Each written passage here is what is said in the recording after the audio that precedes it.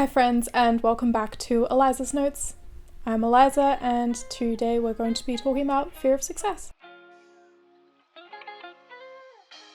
So this is my third YouTube channel, and today I wanted to talk a little bit about my journey with making videos and about my fear of success. When I was making YouTube videos the last time, I honestly don't think I really had a good sense of what I wanted to say, about why I was doing it, and I think more than anything else I was just kind of afraid of succeeding, which is a strange thing to admit because normally we talk about a fear of failure, right?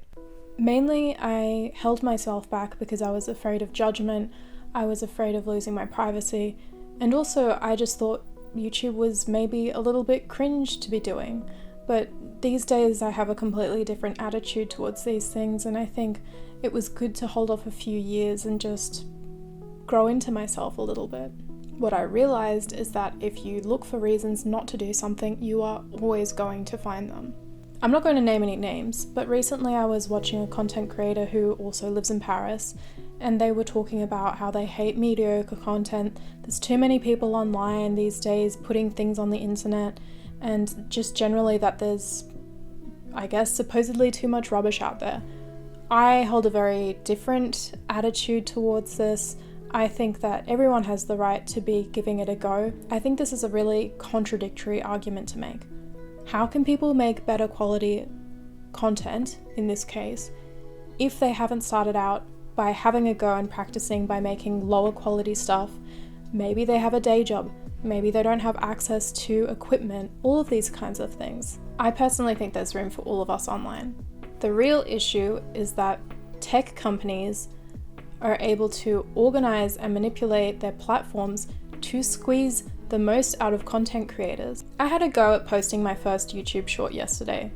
It was fine, I guess, not my best work, but I had to go rushing off to my day job, so of course it wasn't going to be the best possible thing ever on the internet. Besides that, I'm doing this for free, so how can I put a huge amount of quality into something that I'm rushing in the first place because it's not bringing me income? I bring up quality of work and output because this time round with my third YouTube channel, I'm not interested in imaginary roadblocks that hinder my own success.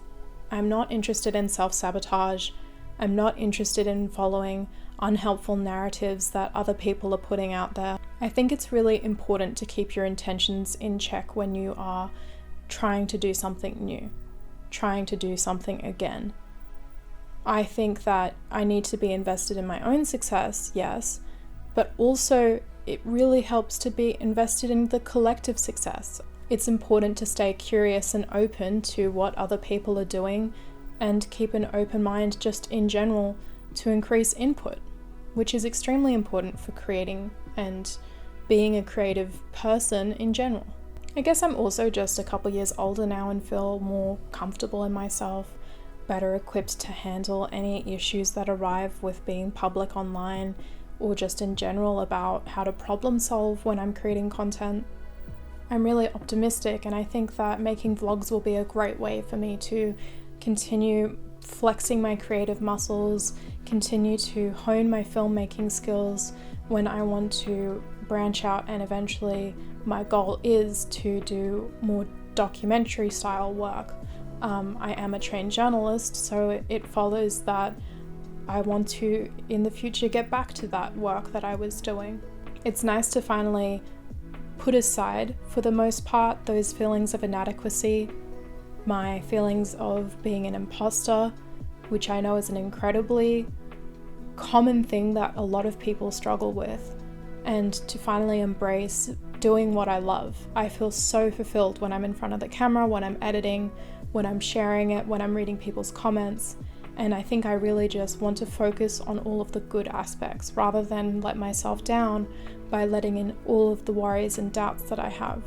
I think I also just more specifically want to talk about what happens after the success, right? Because you see so many YouTubers burn out, and that's just one aspect of people who have found success with a big audience, or not even a big audience, but a reasonably sized audience. You see so many unhappy famous people.